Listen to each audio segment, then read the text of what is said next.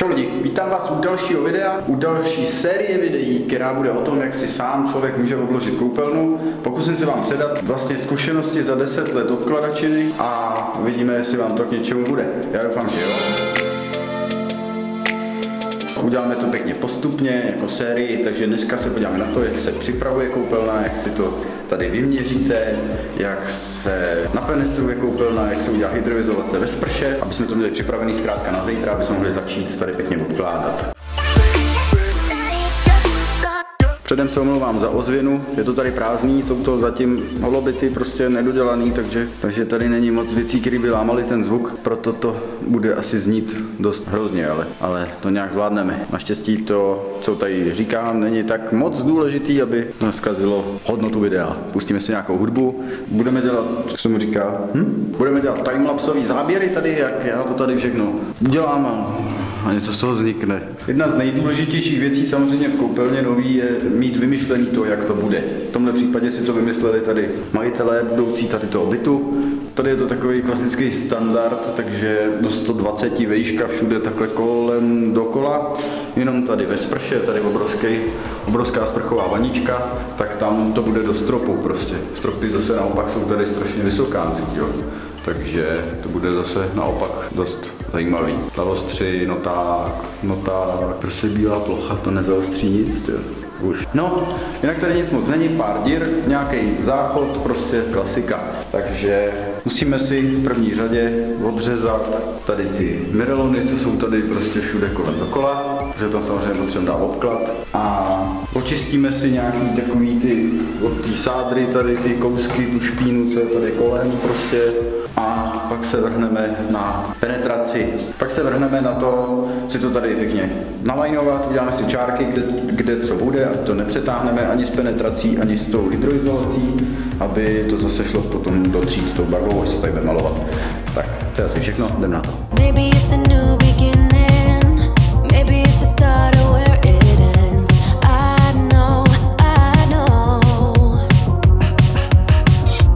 Důležitá věc je ta, že pokud to neděláte pro sebe, určitě si zkontrolujte vaničku předtím, když začnete cokoliv dělat, jestli není odředá, promáčklá, odlouplej ten smalt, protože, jak jistě víte, vaničky jsou levná záležitost.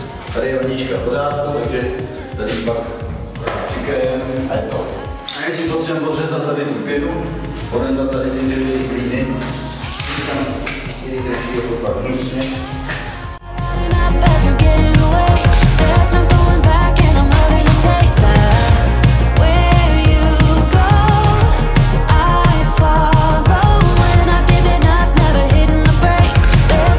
Ořezáno bychom měli, teď to zameteme a přelepíme, ať se ty vaničce v budoucnu nic nestane.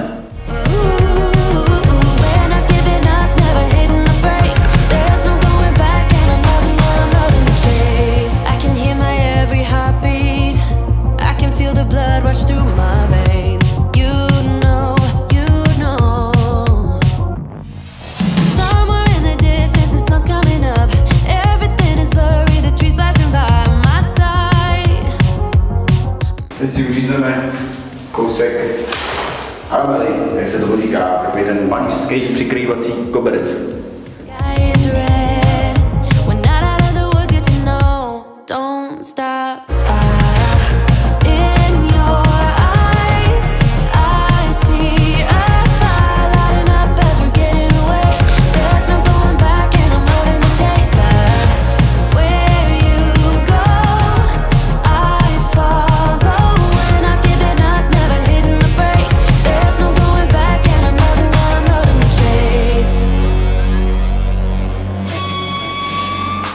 Takže máme zalepenou, přikrytou vaničku, ta už je teď víceméně bez nějakého rizika poškození. Jdeme očistit ty stěny, pořádně poškrabat, kde něco přebývá, a pak si uděláme nějaký rysky, pokud to budeme penetrovat.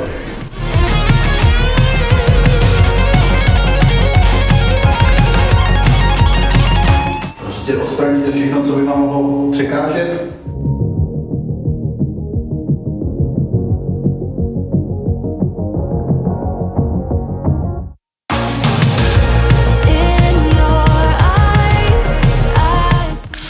Tady, jak jsem říkal, bude to výška do 120, je to plus minus, ty dlaždice mají trošku víc, takže nebývají nějakých 3 mm nebo možná 5 mm na dvou řadách, ale myslím na začátku do 120. Když to budete mít prostě napenetrovaný o centimetr níž, než bude ten obklad, tak se nic neděje ve finále, jo, takový synchronní. Tady dokonce čáry dělal, takže dobrý. To takhle obejdeme.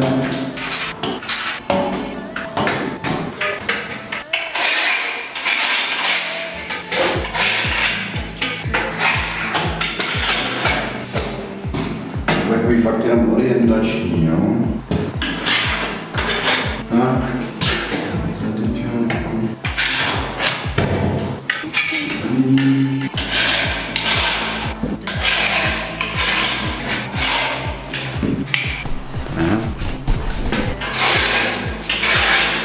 A dále, jak už jsem říkal, sprcha bude až ke stropu, takže tam pochopitelně tu čáru nemusíme dělat, ale musíme si odměřit od kraje té vaničky, chtějí 5 cm navíc, aby ta zástěna, která bude na kraji té vaničky, aby se vrtala až za lištuke a tam bude kovová na konci.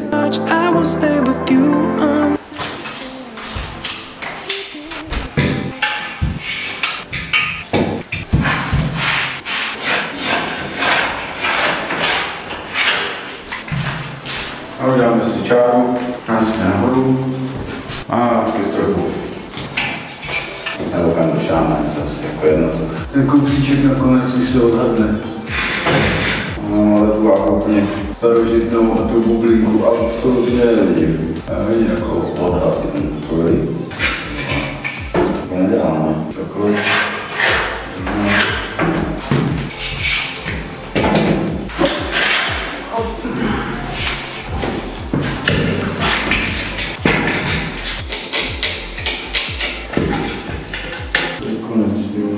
Děláš více, co?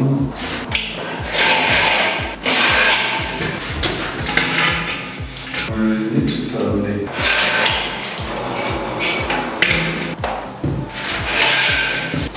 A jdeme penetrovat.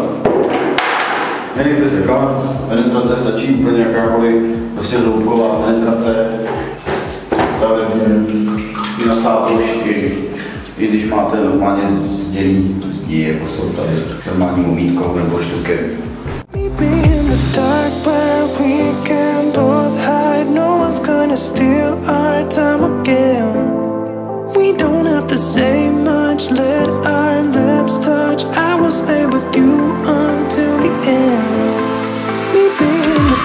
Pozor, váleček dáváme do penetrace zpátky nebo do vody, nebo se musí umýt, protože jakmile necháte někde prostě přes noc třeba, tak vám ta penetrace zdrbne na tom válečku a můžete vyhodit. Tak, máme všechno napenetrovaný, tady to vidíte krásně, no, tamhle sprcha až ke stropu, zbytek do 120, tak kolem dokola a teď se vrhneme na další věci a to bude hydroizolace. Musíme tady oddělat tu pásku, ona je samolepící, ale hrozně blbě se s ní dělá, hrozně blbě lepí.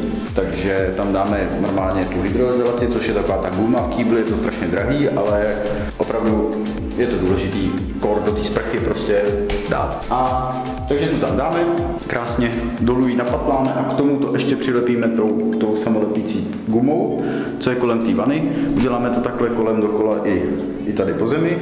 A potom se dávají takový manžety kulatý, jako CDčko, se dává kolem těch kohoutků, aby potom, když vám prosakuje voda někde prostě kolem té krytky v kohoutku, když tam třeba namíříte sprchovou hlavici, budete se sprchovat, nalijete tam vodu, zateče to za ty dlaždičky, zase máte problém, že jo? I když máte všechno, celé stěny pokrytý gumou, tak prostě u těch kohoutků, když bude díra, tak je to průšvih. Doufám, že to někdy začne ostřit pořádně tady ta kamera. No. To je dost. Takže to si ukážeme, jak se to dělá asi úplně nejjednodušším způsobem. Taky do toho rohu se dává páska hydroizolační a aby to nepopraskalo třeba, protože kdo se trošku pohybuje mezi stavbama prostě ve stavebnictví, tak ví, že ty zdi mezi sebou pracují.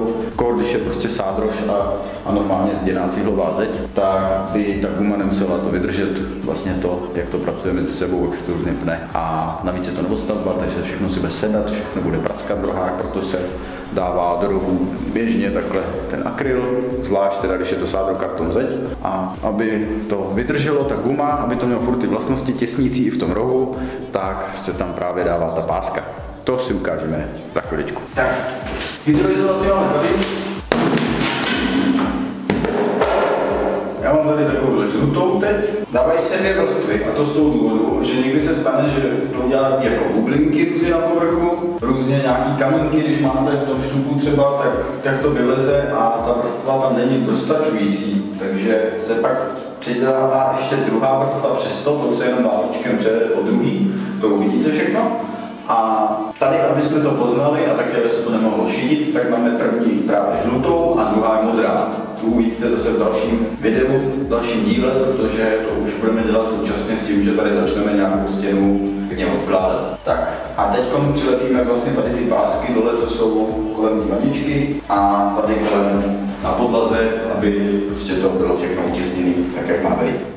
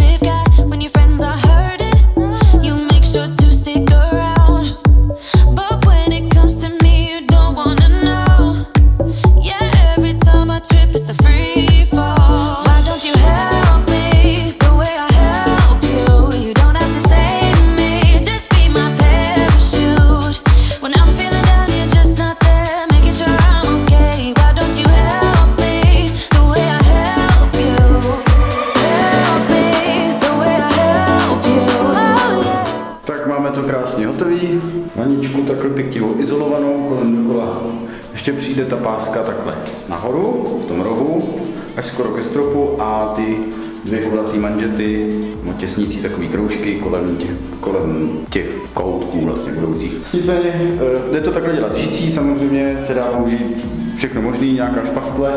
Za mě nejlepší je úplně prostě zárohák, velký zárohák, malý štětec, ten má velkou rukojeť, takže pak nejste takhle prostě od toho opatlaný a krásně si to natřete, pak to i stáhnete, ono se to krásně přizpůsobí tomu terénu, tomu betonu, když je křivej, když tam je nějaká chánka na konci nebo tak to je možná úplně nejlepší, ale já ho tady nemám, takže to je úplně jedno. Jde to i žicí, samozřejmě čímkoliv, ve finále to můžete udělat klackem, když na to přijde. Ale takhle je to dobrý a jdeme na tu pásku a na ty kolečka. A vezmu takhle záběr. Delší trošku, to vidíte pořádně. Ta hydroizolační páska vypadá asi takhle. Je to taková role, je tam 50 metrů asi. Samozřejmě se prodávají menší, užší, širší, mají jiné barvy a podobně. Je to všechno jenom výrobci a o tom, kde nakupujete. My si tady z toho uřízneme nebo ustřihneme nůžkama, to jde líp, když jsou otrhaný konce, blbě se to pak napojuje a tak. Protože běžně se to dává všude kolem dokola, vlastně v koupelně, kolem podlahy, kolem stěn, aby když vám třeba vyteče pračka, tak aby prostě nějaký 2 cm 3 vody v té koupelně neudělali paseku, takže zatečou za ten beton, pod beton a tam to prostě bude všechno hnít a sádro namočený a podobně. Takže proto se to dává i kolem dokola. Tady se to standardně nedává, v Německu se to dává kolem dokola koupelny, hlavně když je dlážděná sprcha, jenom spát a na konci kanálek. Když je takhle jakoby vanička a ještě tam zástěna, tak to řeší jenom takhle prostě ve sprše a kolem dokola se to ne vždycky dává. Takže my teď dáme jenom 2,40 m si uřízneme, ustřihneme tady z toho, dáme to do toho rohu tam a pak ty 2 kolečka naválečkujeme to tou žlutou celý, tu plochu uděláme první vrstvu, aby jsme to měli připravený na zítra, na druhou vrstvu a pak už zítra začneme tady nějakou stěnu. Takže to bude zajímavé. Já říkám zítra, samozřejmě je to příští video, protože nějakou dobu trvá, než já to edituju a tak, než to dám dohromady všechno. Takže to nebude zítra pro vás, ale bude to zkrátka v dalším videu. Hey now, honey, I've been driving around in my car, looking for some kind of open bar. It's gonna be alright, gonna be alright. Got no money, but I'll work it out with my charm. Having a good time, ain't doing no harm. Máme to tam taky dávno, úžasně. teď já to dělám takhle, abych se celý nezašpinil a nezašpinil jsem ani tu pásku, tak si takhle srovnám přes záda. Tak. A takhle to krásně od spoda pěkně namáčknu z rohu. A jsem čistý, páska je čistá, všechno je krásný a sluníčko svítí. Tak. Tady to chtělo ještě trošku. Tak, máčkne a je to.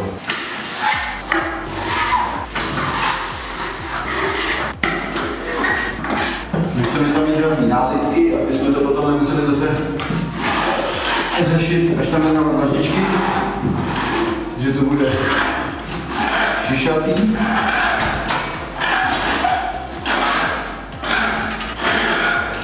Tak.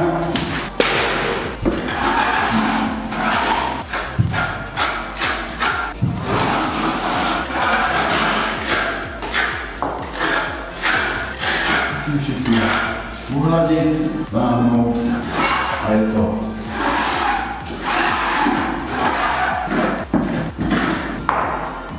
Spoda to stáhneme víc, nebo spíš jako přidáme tu gumu, je to opravdu všechno poctivě.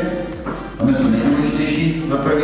Za druhý, tam se nedostaneme tím válečkem, až to máme válečku a teď tu bloku celou. No, takže tam opravdu to udělat prostě pořádně. Tak, to bychom měli, teď se dáme tady na ty manžety. Jo, takhle krásně je to prostě do růžku a nic vás nemůže teď překvapit, že ten roh je krásně ostrej. Dovnitř jeho dlaždička, tam tady nebude někde překážet prostě nějaký oblouček nebo nějaký nálitek, nějaký gumy nebo tak. Kydance jsou lepší, když se řeší, až když zaschnou, takže to necháme bejt, snad to někde šlápneme a jdeme tady na to teď. Tak, to je vlastně klasický vývody na baterii sprchovou. K tomu my máme takovýhle CDčka. Tady je to vyprostřed gumový, takže to se takhle právě roztahuje a natáhne se to na to. A docela důležitá, nebo docela dobrá věc, praktická je ta, je hrozně fajn, když to má ten gumový střed, tak se ho prostě nejdřív takhle roztáhnout. Jo? Prstama, takhle, prostě, samozřejmě v rámci nějaký vůle, ne to roztrhnout, ale trošku to roztáhnout, ať si to zvětší, protože když to potom rvete tady přes ty ostrý záslepky, tak se často stane, že to roztrhne. A to je pak vlastně úplně k ničemu, můžete to vzít, vyhodit a není to dobrá záležitost, tady ty všechny věci hydroizolační. Když vám takhle prostě nějak to navlíknete, máte to v pohodě. Natáhneme gumu, jsem teda měl udělat předtím samozřejmě, ale nevadí. No, se jo, prostě halabala, a mě tam je, se pak stejně všechno bude přetírat, přemalovat tou gumou celý, takže to je jak to vypadá. Tak, no, prostě úplně random, to tam naplácat. A se ještě teď pro mě lepší. Tak teď ještě nacpe. Samozřejmě musíte mít tady ty konce, ty závěty, do kterých se šroubují teprve ty záslepky, musí být dost vylezlý z té zdi, nebo jako je to tady jsou ještě přes takový prostě izolační jakoby trubky, nebo usí krky takový, tady to je jako extra, ale když máte klasický vývody prostě s tím šroubením ze zdi, tak musíte mít to vylezlý dostatečně, abyste tu manžetu dávali přes tu trubku a ne přes tu záslepku, protože pak pochopitelně, když ji budete odevnávat tu záslepku, tak utrhnete zase tu manžetu, jo? Nebo až tam budete potom šroubovat do toho závětu už tu baterii, tak to celý roztrháte a nemá to vůbec smysl to tam dávat potom, jo. A jo, tak pro info. Tak zase, jo, roztáhnu řádně, nastrčím, hop, přejdu to a můžeme to všechno pěkně stáhnout. Krásně a elegantně.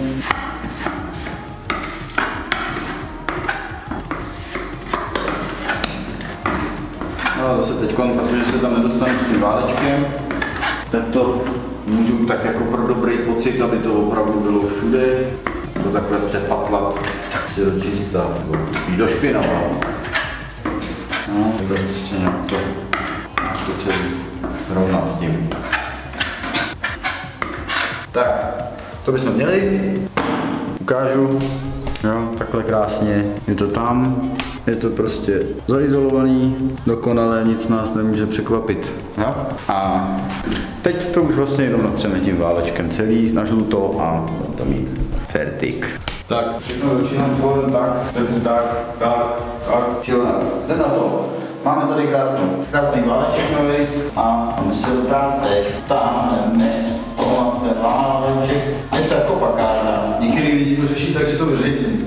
Prosím vás, neřešte to. Ono, některé ty gumy jsou vodou sice ředitelný, ale ty vlastnosti jsou potom úplně jinde. Takže opravdu prostě dodržovat. Už jsem tady udělal vodou čáru. Já mám tady čáru zároveň s tou vodičkou skoro. Ona tady jednou dělají vytáh nahoru, takže teď můžu jí vlastně i přejet nepatrně, ale spíš budu asi tak nějak se snažit být zároveň, kde už je od centiářský vaničky, a to mi bezpeč. A my přejíždíme teď krásně i tu gumu lepící, co máme na té vaničce. Je to totiž docela fajn, se to takhle pojistí zase ještě, ta izolace.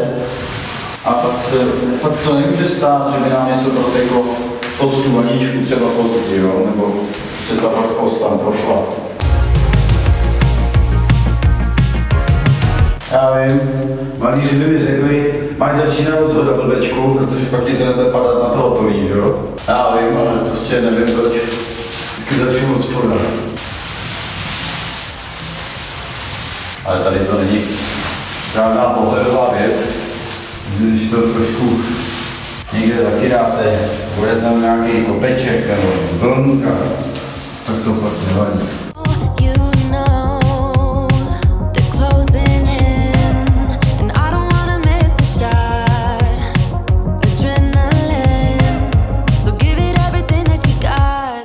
Zase platí, můžeme to zavřít do toho kýble, schovat si to na zítra, na tu modrou. To nemusíme mít, ten váleček to ani nejde, takže ten se stejně pravděpodobně vyhodí do finále. V tom důležitá věc, lidi. Nedělejte to proto, abyste to natřeli na tu barvu, kterou má ta izolace. Potřebujete tam dostat aspoň milimetr a po té druhé vrstvě tam bylo pokud možno 2 mm vrstva té hydroizolační gumy, prostě, aby to opravdu těsnilo. Jakože špiníte zde na žluto a řeknete si, že to už nepropustí vlhkost, to prostě nefunguje, takže jsou nějaké normy a ty normy jsou prostě 2 mm, by to mělo být. Takže milimetr v pohodě. Když bude milimetrová vrstva souvislá všude, stejná, taky pohoda. Ale dokud tam prostě nebudete, ale pokud tam prostě budete šetřit s tím, tak se vám to nemusí povést úplně, aby to bylo smysluplný. A až uvidíte, kolik to stojí, tak zjistíte, že to nechcete dělat jako zbytečně. Tak jo. Takže takhle to vypadá. Už je to vlastně krásně hotový, to zaostří, jo, vidíte, je od spoda nahoru všechno odizolovaný. Až ke stropu, samozřejmě to nemusíme dořezávat k tomu stropu přesně, protože tam jako na strop vodu necákáte nebo přesně po hranu stropu, takže to jako zase nesmysly tady vyrábět nebudeme. Jinak takhle to prostě už krásná vrstvička a až to uschne, dělá se to druhá, v tomhle případě modrá a budeme moct tam už potom na to obkládat.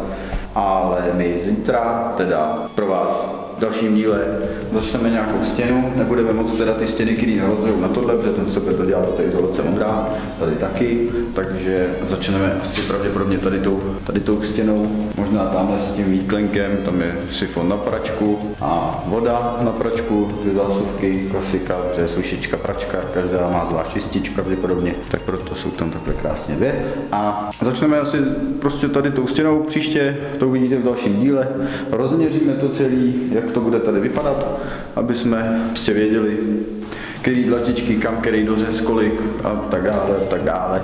A ukážeme si, jak se podle laseru založí prostě stěna, jak se stěna udělá jednoduše. Tak jo, já doufám, že vám to video k něčemu bylo. Pokud jo, určitě dejte like. Pokud budete koukat na další díly, pokud chcete koukat na další díly, jak to bude vypadat ve finále podle koupelna, až bude hotová, určitě nezapomeňte dát odběr, ať vám to video neuteče.